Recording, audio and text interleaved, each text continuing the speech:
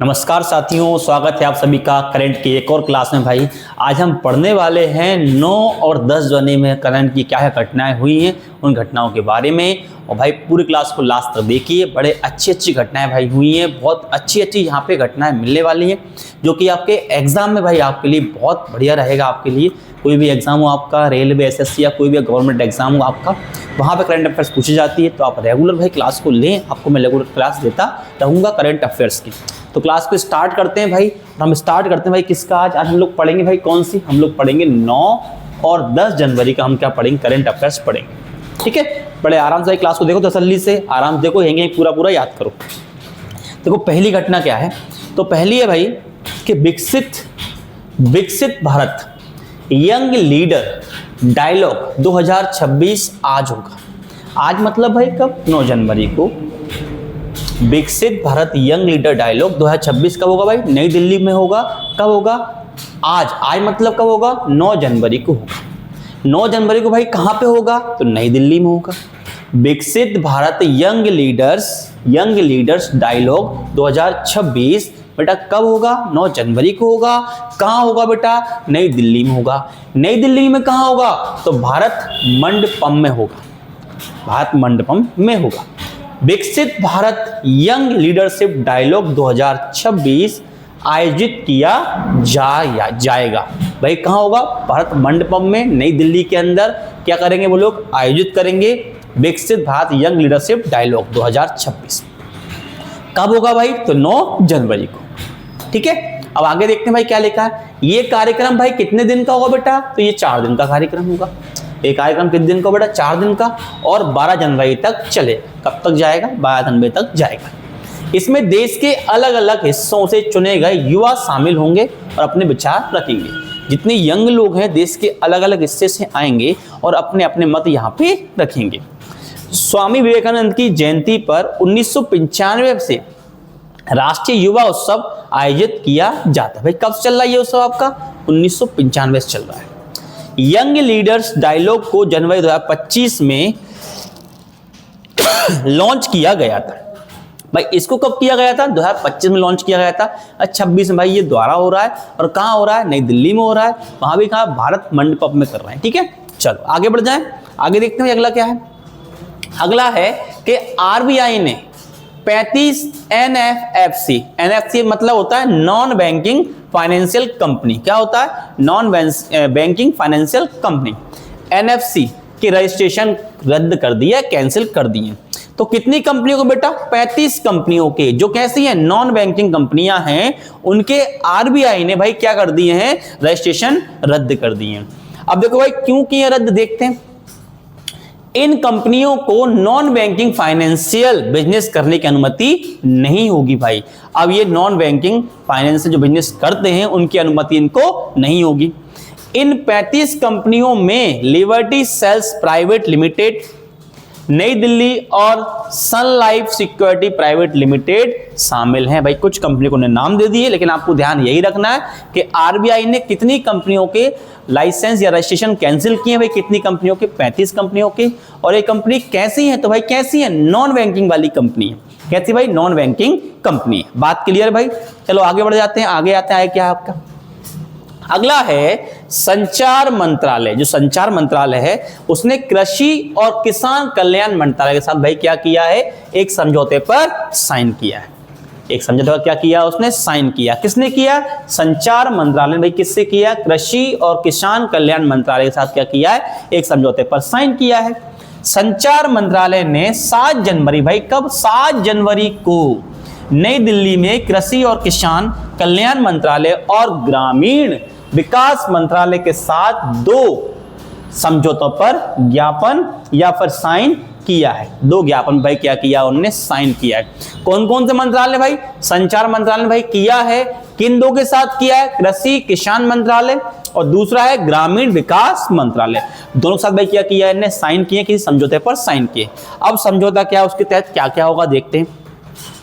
ये समझौता मतलब MMOU ग्रामीण हिस्सों के किसानों और आम लोगों को बैंकिंग सर्विस देना और गलत खबरों से बचाना है। इसका काम क्या है? जो ग्रामीण लोग होते हैं भाई, वो गलत खबरों में चले जाते हैं भाई, तो उनको उससे बचाना है, प्लस उनको बैंकिंग सर्विस भी देना है। साथ ही बैंकिंग सेवाएं प्रदान करके ग्रामीण नागरिकों और किसानों को फायदा पहुंचाना है। तो बैंकिंग सेवाएं मिलेंगी तो उनको क्या होगा? उससे बेटा फायदा हो जाएगा। चलो भाई ठीक है। इसके तहत सभी कीटनाशक के सैंपल में एक क्यूआर कोड इनबिल्ड किया जाएगा। जितने भी कीटनाशक भाई डाले जाते हैं फसलों में, उनमें क्या डालेंगे वो लोग? क्यूआर कोड डाल देंगे, जो कि डिजिटल ट्रैकिंग और टेम्परेचर कंट्रोल की क्वालिटी बताएगा। भाई ये बताएगा भाई बीज किस क्वालिटी का है और कितना भाई कर पा रहा है। क्लियर है कि नहीं? तो ये बता दे भाई आपको कीटनाशक के बारे में पूरी जानकारी भाई कौन देगा? आपका ये क्यूआर कोड देगा। बेटा बात की है सबको मेरी। चलो आते हैं अगले पे। अगला है आपका कि पर्यावरणविद माधव गाडगिल का निधन हो गया है। ये भाई हमारे पर्यावरण संबंधित व्यक्ति हैं जो पर्यावरण का बकाया ध्यान रखते थे, उस चीज का प्रचार करते थे कि पर्यावरण स्वच्छ रहे, सुरक्षित रहे, तो उसको कैसे आप उपाय अपनाएं। इनका नाम था माधव गाडगिल और इनका भाई क्या हो गया? निधन हो गया। इनकी एज कितनी थी? तो निधन कब हुआ है? 7 जनवरी को। और कितने साल के थे बेटा? 82 साल के थे। भारत के एक बड़े इकोलॉजिस्ट थे भाई। क्या थे भाई? ये इकोलॉजिस्ट थे, है ना, क्योंकि पर्यावरणविद क्या होते हैं? इकोलॉजिस्ट ही होते हैं। वे साल 2010 में पश्चिमी घाट पारिस्थितिक विशेषज्ञ पैनल के अध्यक्ष थे, जिसे गाडगिल आयोग के नाम से भी जाना जाता है। भाई इनका गाडगिल आयोग के नाम से जाना जाता है। भाई कब? 2010 में पश्चिमी घाट में किसके? पारिस्थितिक विशेषज्ञ पैनल के क्या थे? अध्यक्ष थे। इस पैनल की रिपोर्ट में पश्चिमी घाट के अत्यंत संवेदनशील इलाकों में कड़े पर्यावरणीय प्रतिबंधों की सिफारिश की गई है। भाई ये पैनल जो है ना, ये आयोग ने पैनल दिया था, उसमें क्या हुआ भाई? कड़े जो प्रतिबंध है उनकी सिफारिश की गई है। इन सिफारिशों को लेकर महाराष्ट्र, केरल, कर्नाटक, गोवा, तमिलनाडु और गुजरात सहित 6 राज्यों में तीखी राजनीति बहस भी छिड़ी थी। तो इनको लेकर जो आयोग ने भाई जो दिए थे आपको, क्या दिए थे? प्रतिबंध दिए थे। उनमें महाराष्ट्र, केरल, कर्नाटक, गोवा, तमिलनाडु और गुजरात में भाई ये 6 जगह भाई राजनीतिक बहस हुई थी। आपको पता है भाई हमारे देश के अंदर कोई भी अच्छा काम होता है तो उसके पीछे पहले बहस जरूर होती है। भाई ये काम हो कैसे गया? ये हम तो कर नहीं पाए साहब, इसने कैसे कर दिया मालिक? ये कैसे कर सकता था? इन चीजों बहस जरूर होती भाई। अच्छा काम कुछ भी हो भाई, उसके अड़ंगे पहले लगाए जाते हैं, और बुरा काम भाई उसके बीच में कोई नहीं आता भाई। सब खड़े, हाँ ठीक है, अच्छा ये बढ़िया, बुरा काम बहुत अच्छा होता है ना। चलो आगे बढ़ जाए। आगे भाई देखते हैं क्या लिखा है। तो इसरो अगले हफ्ते PSLV C62 सैटेलाइट लॉन्च करेगा। भाई क्या करेगा? इसरो अगले हफ्ते क्या लॉन्च करेगा? PSLV C62 सैटेलाइट लॉन्च करेगा। भारतीय अंतरिक्ष अनुसंधान संगठन यानी कि इसरो 2026 में PSLV C62 सैटेलाइट लॉन्च करेगा। भाई ये भाई करेगा कौन सैटेलाइट? आपकी PSLV C62 लॉन्च करेगा, अगले हफ्ते करेगा। इस मिशन का मुख्य पेलोड EOS-N1 है, जिसे अन्वेषा नाम दिया गया। भाई याद रखना, EOS-N1 को नाम क्या दिया उनने? अन्वेषा नाम दिया। क्या नाम दिया इसको बेटा? अन्वेषा। EOS-N1 को क्या दिया है? अन्वेषा नाम दिया है। और PSLV C62 सैटेलाइट को DRDO ने बनाया। इसको किसने बनाया भाई? DRDO ने बनाया है। यह एक हाइपर स्पेक्ट्रल इमेजिंग सैटेलाइट है जो पृथ्वी की सतह को सैकड़ों अलग अलग वेवलेंथ में देख सकती है। भाई अलग अलग वेवलेंथ में देख सकती है भाई। ये ऐसी आपकी हाइपर स्पेक्ट्रल इमेजिंग सैटेलाइट है भाई। इससे defence, agriculture, city mapping, environmental monitoring और मटेरियल आइडेंटिफिकेशन में मदद मिलेगी।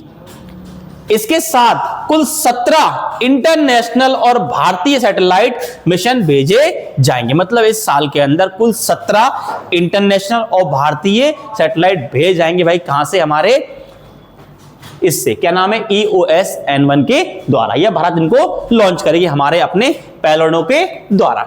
बात किया सबको मेरी भाई समझ में आ गया? तो भाई इन चीजों का आप ध्यान रखिए भाई क्या क्या इसमें होने वाला। ठीक है, आगे बढ़ जाते हैं। पूर्व केंद्रीय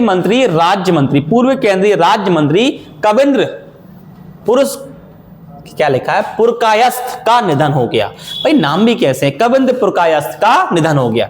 पूर्व केंद्रीय राज्य मंत्री और भारतीय जनता पार्टी के वरिष्ठ नेता कविंद्र पुरकायस्थ का 8 जनवरी को क्या हो गया भाई, निधन हो गया।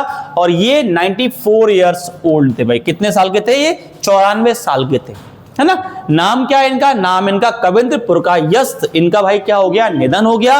और ये क्या थे, भाजपा के भाई कोई नेता थे, पूर्व केंद्रीय राज्य मंत्री थे भाजपा के। आगे देखें भाई क्या है, कविंद्र नाथ का जन्म या कविंद्र का जन्म तत्कालीन सिलहट जिले के कमर खाल में हुआ था, जो वर्तमान बांग्लादेश का हिस्सा है भाई। तो इनका जन्म भाई कहां हुआ था भाई, इनको ये लेके क्या हुआ इसको भाई, क्योंकि भाई ये निधन जो हुआ है ना, इनका जन्म कहां हुआ था भाई, सिलहट में, जो वर्तमान में कहां है, बांग्लादेश के अंदर है। और अभी आजकल बांग्लादेश बहुत खबरों में चल रहा है भाई, तो इनको ध्यान रखना है इन व्यक्ति को, है ना। 1998 से 99 तक पीएम अटल बिहारी वाजपेयी की सरकार में वो दूरसंचार राज्य मंत्री भी रहे हैं। तो ध्यान रखना भाई इनके बारे में। नाम क्या है इनका, कविंद्र नाम है इनका। इनका जन्म कहां हुआ था, सिलहट जिले में, जो अभी फिलहाल कहां पे भैया, वो कहां पे आपका भी बांग्लादेश के अंदर है। इनका क्या हो गया भाई, निधन हो गया। आगे भाई देखते हैं, तो भाई ये ध्यान रखना, वेदांता ग्रुप के चेयरमैन अनिल अग्रवाल के बेटे अग्निवेश का क्या हो गया भाई, निधन हो गया। वेदांता ग्रुप के चेयरमैन है अनिल अग्रवाल। पहला क्वेश्चन, वेदांता ग्रुप के चेयरमैन कौन है, तो कहोगे भाई अनिल अग्रवाल। और इनके बेटे हैं, नाम क्या है, अग्निवेश, उनका भाई क्या हो गया, निधन हो गया। वेदांता ग्रुप के चेयरमैन अनिल अग्रवाल के बेटे अग्निवेश अग्रवाल का 7 जनवरी को भाई निधन हो गया। वो मात्र भाई कितने साल के थे, 49 साल के थे।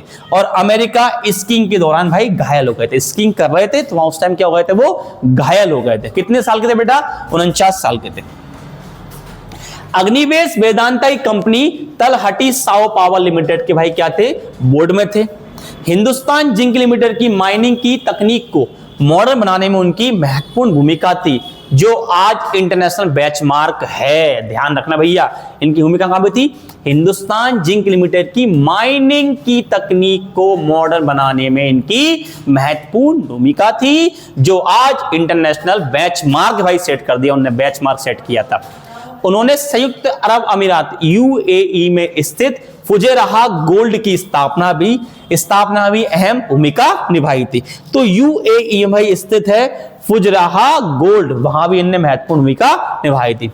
फुजेराह गोल्ड सोने और चांदी की एक बड़ी रिफाइनरी है, जो वेदांता ग्रुप का ही हिस्सा है। भाई ध्यान रखना, यूएई में फुजेराह गोल्ड एक रिफाइनरी है, सोने और चांदी की, जो भाई किसका हिस्सा है, वेदांता ग्रुप का हिस्सा है।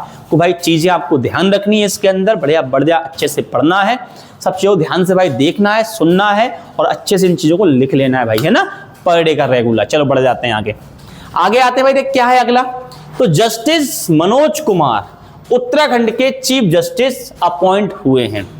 जस्टिस मनोज कुमार भाई कहां के बने हैं, उत्तराखंड के क्या बने हैं, चीफ जस्टिस बने हैं। कौन बने हैं, मनोज कुमार। जस्टिस मनोज कुमार गुप्ता को 8 जनवरी को उत्तराखंड हाई कोर्ट के चीफ जस्टिस अपॉइंट किया गया है। मनोज कुमार गुप्ता जी को उत्तराखंड का क्या बनाया गया है, चीफ जस्टिस बनाया गया है। कब बनाया बेटा, 8 जनवरी को बनाया गया है। ठीक है, चलो आगे बढ़ जाते हैं, आगे देखते हैं भाई क्या है। जस्टिस मनोज कुमार 8 अक्टूबर 2026 को रिटायर होंगे। 8 अक्टूबर 2026 को भाई क्या होंगे, रिटायर होंगे। उन्होंने 1987 में लखनऊ यूनिवर्सिटी से लॉ ग्रेजुएशन की डिग्री हासिल की, ये जानकारी इनके बारे में भैया। 6 दिसंबर 1987 को जस्टिस गुप्ता एडवोकेट के तौर पर रजिस्टर किया था इनने अपना। ये रेट कंट्रोल, संवैधानिक और सिविल मामलों के वकील रहे हैं। उन्होंने जस्टिस गुहानाथन नरेंद्र की जगह ली है। याद इतना सा रखना था आपको कि मनोज गुप्ता जी जो हैं वो उत्तराखंड हाई कोर्ट के भाई क्या बने हैं, चीफ जस्टिस बने। आगे बढ़ जाते हैं बेटा, आप देखो आगे क्या है। आगे है UIDAI ने उदय नाम का शुभंकर लॉन्च किया है। शुभंकर मतलब बेटा लोगो लॉन्च कर दिया। UIDAI ने उदय नाम का क्या लॉन्च किया है, शुभंकर लॉन्च किया। देखो ये दिख रहा है भैया अपना बंदा, इसका नाम क्या भैया, उदय है। कार्टून है ना, यही हमारा क्या है, उदय है। और भाई इन लोगों ने खड़े होकर इसको लॉन्च कर दिया। ठीक है, भारतीय विशिष्ट पहचान प्राधिकरण UIDAI ने आधार सर्विस के लोगों के लिए आसान बनाने के लिए 9 जनवरी को उदय नाम का शुभंकर लॉन्च किया है। भाई जब भी हम लोग आधार कार्ड या आधार वेबसाइट सर्च करते तो वहां कोई लोगो नहीं आता था, अब लोगों में भाई ये व्यक्ति आएगा, आपको ऐसे हाय करते हुए, हाय मैं आपकी जानकारी दूंगा, है ना, आधार कार्ड में, है ना, UIDAI भारतीय विशिष्ट पहचान प्राधिकरण ने लोगो लॉन्च किया, जिसका नाम क्या रखा है उन्होंने, उदय नाम रखा है। अब देखो ध्यान से, इसको बनाया किसने, तो केरल के त्रिशूर के अरुण गोकुल, केरल के त्रिशूल के नाम क्या है, अरुण गोकुल ने शुभंकर उदय को डिजाइन किया। भाई किसने किया है, अरुण गोकुल ने डिजाइन किया। अब देखो इसको चुनने का तरीका क्या था, ये आधार सर्विस जैसे कोई भी अपडेट, ऑफलाइन वेरिफिकेशन, नई टेक्नोलॉजी के बारे में आसानी से जानकारी दे सकेगा। अब आगे से चुना कैसे, शुभंकर को मे गवर्नमेंट प्लेटफॉर्म पर एक नेशनल डिजाइन कंपटीशन के जरिए चुना गया। भाई कंपटीशन हुआ नेशनल डिजाइन का और वहां इसको चुना गया, और इसका नाम क्या रखा इनने, उदय रखा। बनाया किसने भैया, तो केरल का एक व्यक्ति, इसका नाम क्या है, अरुण गोकुल, उन्होंने इसको बनाया है। बात क्लियर सबको मेरी भाई। आगे बढ़ जाते हैं बेटा, देखते हैं अगला क्या है आपका। अगला है महिला एवं बाल विकास मंत्रालय ने डिजिटल प्लेटफॉर्म पंखुड़ी, क्या नाम दे बेटा, पंखुड़ी लॉन्च किया है। किसने लॉन्च किया है, महिला एवं बाल विकास मंत्रालय ने एक डिजिटल प्लेटफॉर्म लॉन्च किया है, जिसका नाम क्या बेटा, पंखुड़ी। महिला बाल विकास मंत्री अन्नपूर्णा देवी, भाई रट लेना मंत्रियों को भैया, अन्नपूर्णा देवी, अन्नपूर्णा देवी महिला बाल विकास मंत्री हैं, ने 9 जनवरी को डिजिटल पोर्टल पंखुड़ी लॉन्च किया है। भाई डिजिटल पोर्टल है जो क्या लॉन्च, जिसका नाम क्या रखा है इन्होंने, पंखुड़ी, उसे भाई लॉन्च किया है महिला बाल विकास मंत्रालय की मंत्री जो हैं अन्नपूर्णा देवी ने। ठीक है, आगे देखते हैं भैया। आगे देखो, ये पोर्टल देश में महिला एवं बाल विकास मंत्रालय को ऑर्डिनेशन और ट्रांसपेरेंसी बढ़ाने के लिए लॉन्च किया गया है। भाई ज्यादा आपस में कम्युनिकेशन हो और प्लस उसके बीच क्या हो, ट्रांसपेरेंसी हो, कोई बीच में दिक्कत ना आए, उसके लिए इसको लॉन्च किया है। Portal nutrition, health, early child care, education, child welfare और महिला सेफ्टी के लिए होगा। भाई इन चीजों के लिए होगा। पोर्टल क्या होगा, न्यूट्रिशन के लिए होगा, हेल्थ अर्ली चाइल्ड केयर के लिए होगा, एजुकेशन चाइल्ड वेलफेयर के लिए होगा, महिला सेफ्टी के लिए भाई ये पोर्टल आपका होने वाला है। ठीक है, चलो बढ़ जाते हैं भाई, आगे देखते हैं। आगे भाई, तो ईरान के विदेश मंत्री, इनका नाम है अब्बास अराघची नाम भी क्या, चलो ईरान के विदेश मंत्री हैं अब्बास अराघची। भाई ये कहां आ रहा है, भारत आ रहे हैं। कहां आ रहा है बेटा, ये भारत आ रहे हैं। ईरान के विदेश मंत्री अब्बास अराघची इस महीने के आखिर में भाई कहां पे आएंगे, भारत में आएंगे। 2026 में ईरान के साथ अपने संबंधों की स्थापना की 75वीं वर्षगांठ मना रहा है। क्वेश्चन यहीं से बनेगा भैया, भारत 2026 में किसके साथ अपनी 75वीं वर्षगांठ मना रहा है, तो क्वेश्चन आएगा आपका, तो क्या लगाओगे इसका आंसर बेटा, ईरान के साथ मना रहा है। सबको मेरी बात क्लियर बेटा। चलो आगे देखते हैं, आगे क्या है। हिंदी लेखक ज्ञान रंजन, नाम क्या है इनका, ज्ञान रंजन, इनका भाई क्या हो गया, निधन हो गया। हिंदी लेखक हैं ज्ञान रंजन, इनका क्या हो गया, निधन हो गया। हिंदी साहित्य में प्रगतिशील आंदोलन के कहानीकार, भाई कौन से आंदोलन के, प्रगतिशील आंदोलन के कहानीकार ज्ञान रंजन जी का 8 जनवरी को निधन हो गया। और भाई ये कितने साल के थे, 90 साल के थे बेटा। कितने साल के थे, 90 साल के। तो ज्ञान रंजन जी का निधन हो गया है। ये कौन थे भाई, तो हिंदी साहित्यकार थे। इनका भाई क्या हो गया, हिंदी लेखक थे, इनका क्या हो गया भाई, निधन हो गया। अब आगे इनकी जानकारी लें हल्की सी। ज्ञान रंजन जो है ना, इन्होंने पिता, बाढ़ के इधर उधर और घंटा जैसी लघु कहानियों के लिए जाने जाते। भाई कितनी, पिता, बाढ़ के इधर उधर, बाढ़ के इधर, बाढ़ के उधर और घंटा जैसी लघु कहानी जानते हैं।